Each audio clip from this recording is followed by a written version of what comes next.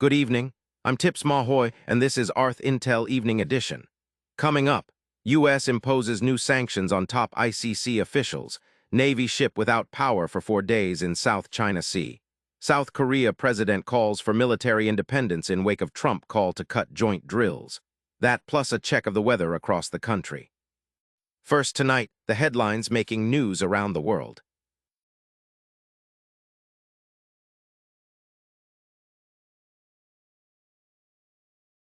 Secretary of State Marco Rubio announced new sanctions Tuesday on ICC President Tomoko Akin and senior trial lawyer Abdoulaye Say, including travel bans, asset freezes, and restrictions on dealings with U.S. nationals.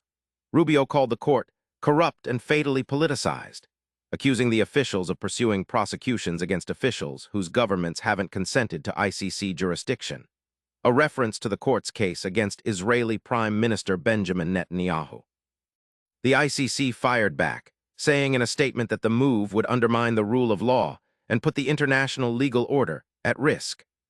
The sanctions follow the State Department's vow last month to mount a whole-of-government campaign to dismantle the ICC, a push that has coincided with 5 countries announcing withdrawals from the court since June. A U.S. Navy destroyer, the USS Benfold, lost all power for 4 days last month while operating in the South China Sea, leaving the crew without potable water, hot food, working toilets, or air conditioning. According to 7th Fleet spokesperson CMDR Matthew Cummer, the failure stemmed from an issue with the ship's generators on July 24, and the 30-year-old vessel had to be towed by contracted tugboats to Subic Bay in the Philippines, arriving July 28. Cummer said there were no injuries and praised the crew's resilience, grit, professionalism, and unwavering steadiness. Power was restored July 30 and repairs were completed Aug. 7, but it remains unclear why the Navy didn't disclose the incident at the time, or whether the ship has since returned to its home port in Japan. South Korea's President Lee Jae-myung is renewing calls for military independence after Donald Trump ordered the Pentagon to scale back this week's joint drills with Seoul. Trump said he made the move because North Korea has been unthreatening and respectful, citing what he called a very good relationship with Kim Jong-un.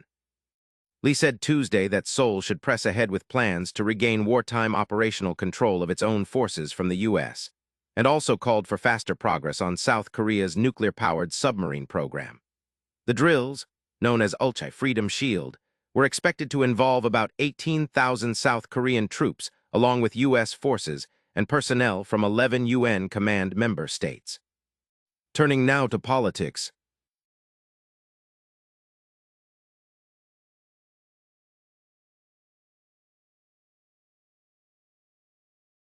Your website should make you money, most don't.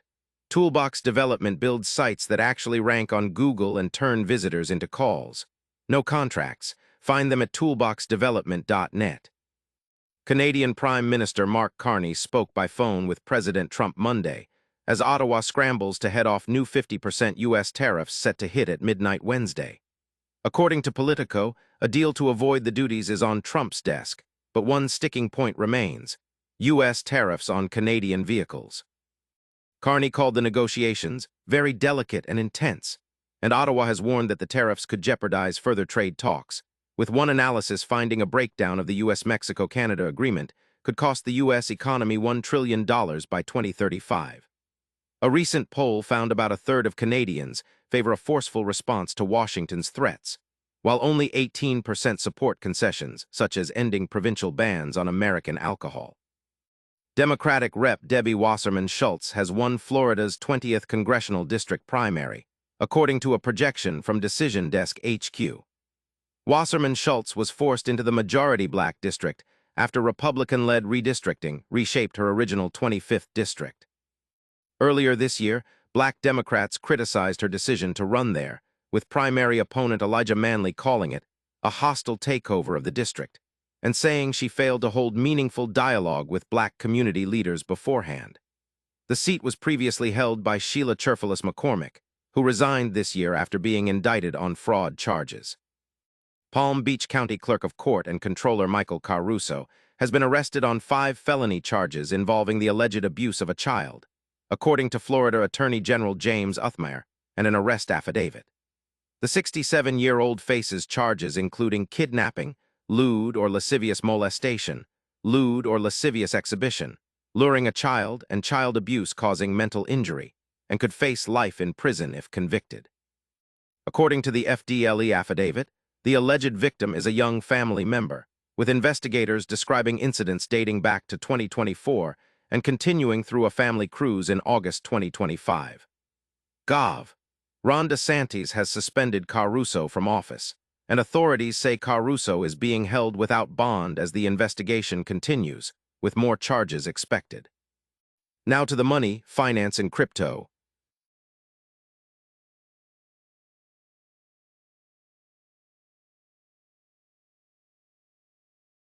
This spot is available. ArthIntel reaches a daily news audience on the Evening Edition and across ArthIntel.com. To advertise with us, visit ArthIntel.com.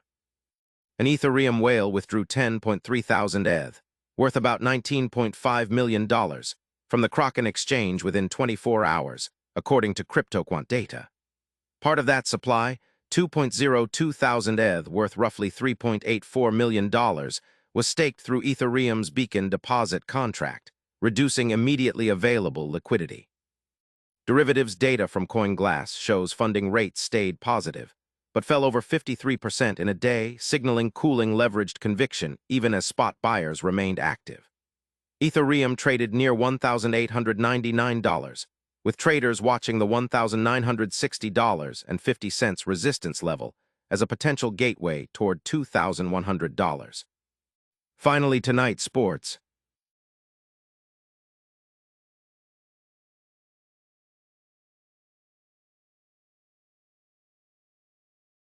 The Dodgers are placing all-star closer Edwin Díaz on the injured list with neck inflammation, manager Dave Roberts announced. It's Díaz's second IL stint this season after he earlier missed 3 months following elbow surgery. In his first season of a 3-year, $69 million deal, Díaz has posted an 11.85 ERA and 2.56 WHIP with 7 saves and 4 blown saves in 16 outings, and his struggles actually worsened after returning from his first injury stint, posting a 12.91 ERA over 9 appearances. In a corresponding move, right-hander Emmett Sheehan has been recalled from AAA to bolster the Dodgers' bullpen. The Chargers' offensive line took another hit Tuesday when new center Tyler Biadasz was carted off the field with a left leg injury during a joint practice with the 49ers. According to ESPN's Chris Rim and The Athletic's Daniel Popper, Biadasz couldn't put any weight on the leg after San Francisco defensive lineman Sebastian Valdez fell on his left knee. Quarterback Justin Herbert said he didn't know exactly what happened, but is hoping for the best. Biadasz signed a 3-year, $30 million deal with Los Angels in February after being released by Washington, part of a major offseason overhaul of an offensive line that struggled badly in 2025. And finally, here's a look at temperatures across the country right now. It's hottest in Phoenix at 111 degrees, while Boston is the coolest spot on the board this evening at 69. That's ArthIntel Evening Edition for now, 9 stories coast to coast. I'm Tips Mahoy for ArthIntel, signal over noise. Stay plugged in, hit like and subscribe, turn on those notifications, and explore ArthIntel.com for the full reports.